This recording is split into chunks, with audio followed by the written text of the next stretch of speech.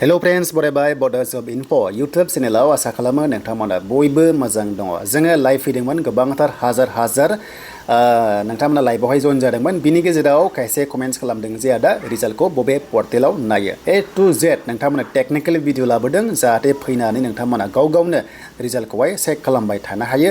आरो बे वेबसाइटआ election कमिशनारनि website नोंथांमोना बेयावनो जेनुइन आपडेटखौ मोनगोन। नैबे वेबसाइटखौ सेभ खालामना ला, लिंकआ दङ डिसक्रिप्शनाव, चेक खालामनानै माने नायनो हागोन। टोटेल आसाम स्टेटआव 126 स्टार दङ। बिनि गेजेरावहाय लिड लादों बिजेपिआ 79 लिड लागासिनो दङ। बिनि गेजेराव खायसे देरहाबायबो, दा आं जास्ट लिड लानायखौ खोन्थागासिनो दङ। आईएनसी माने कंग्रेसआ 25 सीट लादों लिड, बीपीएफआ 10 लादों, 11 नि गेजेराव एजीपी लादों 8 दङ, बेनिफ्राय यूडीएफ लादों 2 लादों एन्ड रायजो दल 2 लादों। अके 126 नि गेजेराव दा कंग्रेस सरकार जागोन ना जाला आसा खमखा, एनडीए सरकारा जागोन बायदि कन्डिशन बेखौ जों बुंबाय थाखादोंमोन जे एनडीए जानायनि चान्स दं होननानै, दा फाइनाली जानो थांगासिनो दङ।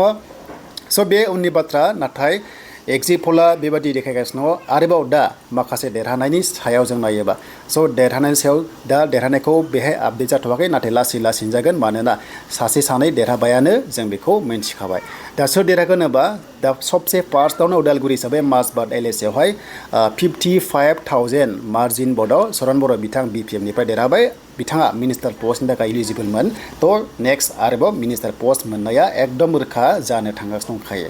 मानोना 55,000 मार्जिन बर्डआव देरहानाया इजि नङा। दा बेखौ जों मिथिबाय। दानिया नोंथांमोना बीजेपीखौ नायनोबा नैबे 79 बेयाव क्लिक खालामनांगौ, एन्ड कंग्रेस नायनोबा बेयाव क्लिक खालामनांगौ, बीपीएफ नायनोबा बेयाव क्लिक खालामनांगौ। दा जोंहा बांसिन जों बीटीसीनिखाय जों मा नायगोन, जोङो बीपीएफखौ नायगोन, मानोना जों बेयाव क्लिक खालामबा नोंथांमोना डाइरेक्ट लांगोन माने डाटायाव। दा बेखायनो जों बे 10आव क्लिक खालामनांगौ दे। देन 10आव क्लिक खालामनाय लोगो नायदो नै। स' सबसे फार्स्टआव दङ गसाइगावआव दङ सबाराम बसुमतारी, माने गासैबो बीपीएफनि गोजा 10थायाव जों थुदों नालाय लिड लानायखौ होजोबगोन। बिथाङा 2854 पस्टआव लिड लादों, राउन्डआ 11 टटेल मोनबाल' थांदों। स' बेवहाय एसे खम मार्जिनावहाय लिड लागासिनो दङ। नाथाय सबसे देरहानायखौ जों नायोबा बेनो जाबाय नै माजबाट 10 नाम्बाराव 55,000 गोबां दङ, माने 55,000 प्लास नांसिगोन। 16 राउन्डआ कमप्लिट जाबाय, थ' बेवहाय सरन बर' बिथाङा देरहाबाय, उइनार जाबाय। टटेल भट मोनदों 84,000नि बारा मोनदों नै। देन उदालगुरियाव नायोबा नाम्बार 9। स' उदालगुरि नायोबा टटेल रिहन दैमारिया मोनदों भट 43,000 दासिम 9 राउन्डआव, आरो नाथाय 15 राउन्ड दङ, एसे चेन्ज जाबावगोन। दा आग बारायखाबाय 14,000आव, स' बिथाङाबो देरहानायनि लामायाव थांगासिनो दङ। स' दिपेन बर'खौ गोबां आसा खालामदोंमोन, नाथाय बिथाङा 14,000नि गाहायाव दंगासिनो दङ। देन बेरगाव, स' बेरगावहाय महेश्वर बर' दङ, 45,000 मोनदों, बिथाङाबो 24,000आवहाय 10 राउन्डआवहाय माने बिथाङा 15 राउन्डनि गेजेरावहाय लिड लागासिनो दङ। थिग बेबादिनो बाक्सायाव 7आव दङ। दा मनेश्वर ब्रह्मखौ नायोबा राकेश ब्रह्मजों फाइट जादोंमोन, बिथाङा 31,000आवहाय लिड लाबाय। स' बिथाङा देरहानाया रोखासै 18 राउन्डनि गेजेराव 10 राउन्ड थांबाय नै।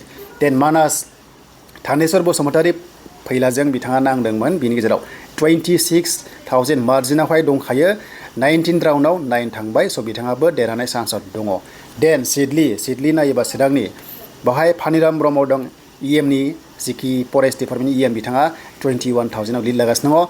15 राउन्ड थांबाय 21आव, स' बिथाङाबो देरहानाय चान्सआ थांखाबाय। आरो बावखुंग्रियाव गोबां आसा खालामदोंमोन बर'खौ देरहागोन होननानै, राजिब ब्रह्म बिथां आरो प्रतिमा ब्रह्म बिथांखौ, नाथाय बाथ्राया 17,000 आग बारायना दंखायो, बेनो जाबाय रुपम रय बिथाङा। नाथाय 16 दंबावो, 16आवहाय बिथांमोना माने गोबां दंबावो, 16 बारावहाय 7 बाराव थांदों। बे एसे उननि उनाव नोंथांमोना पर्टेलाव फैनानै आपडेटखौ नायबानो जाबाय।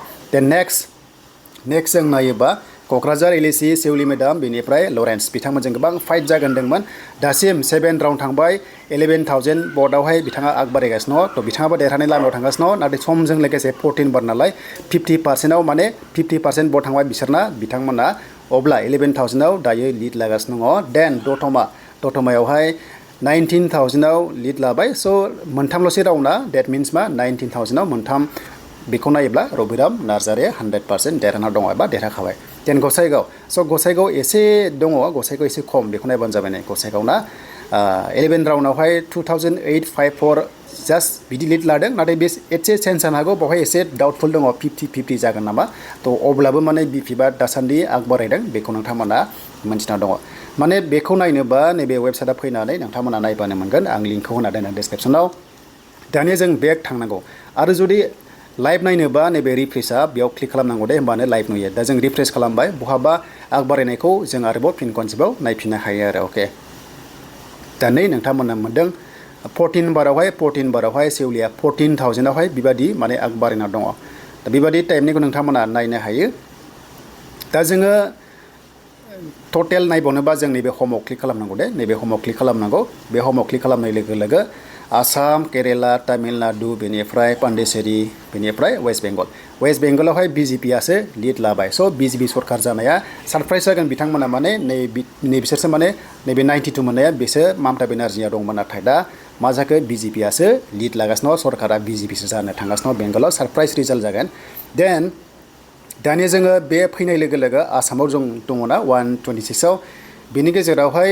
नोंथांमोना नायोब्ला स' मा नैबावहाय डिटेल्सआव क्लिक खालामनांगौ दे बे डिटेलाव क्लिक खालामनाय लोगो लोगोनो नैबेखौ जों मोनफिनबाय आरो बावनो नोंथांमोना रिजाल्टखौ नायनो हायो दा दानिया जोङो जोङो बिजनिखौ नायगोन बिजनियाव अरुण कुमार दियाहाय माबादि पजिशन दङ जों बिजनियाव क्लिक खालामबाय आरो खालामनाय लोगो लोगो 10 राउन्ड थांबाय 8 बार दंबावो बाखि 8 राउन्ड दंबावो दा बेवहाय 15,000 बर्डआवहाय लिड लागासिनो दङ कमल सिंहा 15,000 माने UPPL आहाय गाहायाव दङ स' अब्ला बेवहायबो अरुण कुमार दिया थांनाय चान्सआ दंसै बादि नुहुरदों समजों लोगोसे एसे एनै चेन्ज जागोन नाथाय देरहानाय चान्सआ बेबादि दायो बिजनियावबो दङ दायो जोङो तामुलपुरखौहाय UPPL नि सापर्टार्सफ्रा गोबां आसा खालामदोंमोन दा तामुलपुराव 18 राउन्डआवहाय 11 राउन्ड थांबाय बावबो 15,000 नि खाथियाव बिश्वजित दैमारी बिजेपिनिफ्राय लिड लागासिनो दङ प्रमद बर' बिथाङा 14,000 नि बारा गाहायाव जेनगासिनो दङ दा बावहायबो बिजेपिया थांनाय चान्सआ दङ बेबादि पिक्सारा दायो ओंखारगासिनो दङ एन्ड नेक्स्टआव जों थांगोन बेक थांनानै जोङो टंला स' टंलायावहाय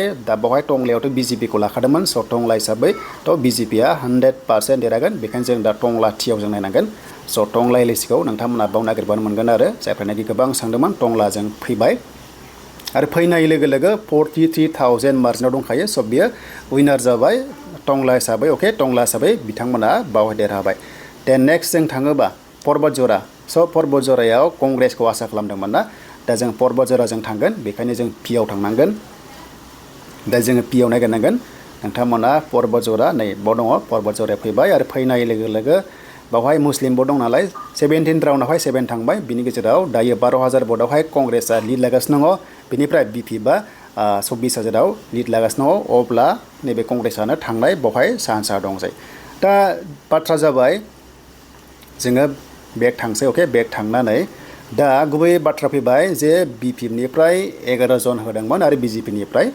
7 होदोंमोन बेनि गेजेराव दा बिपिबा लिड लादों 10 लादों माने 10 जन देरहानाय चान्सआ दंसै बादि कन्डिसना जानो थांगासिनो दङ 10 जन देरहानाय चान्सआ 99% दायो जागासिनो दङ सासेल' एसे माने गसाइगाव एसे खम जादों लिड लानाया अब्लाबो माने लास्टआव मा जायो नोंथांमोना बे पर्टेलाव नाय बेनिफ्राय दा हमना ला 7 हमना ला बिजेपि बेनिफ्राय ओरैहाय 10 जन जाहैबाय BPF आरो 01 कंग्रेस स' अब्ला UPPL मा जागोन स' UPPLआ 00 जानो थांगासिनो दं नामा बेखौ नोंथांमोना इभिनिंआव गासैबो डिटेल्सखौ फिन खनसेबा मोनबावगोन दा आंनि गुबै भिडिअ जाबाय जे माब्रै नायो रिजाल्टखौ होनोबा स' नैबे वेबसाइटआ सेभ खालामना ला बेयावनो नोंथांमोना रिजाल्टखौ मोननो हागोन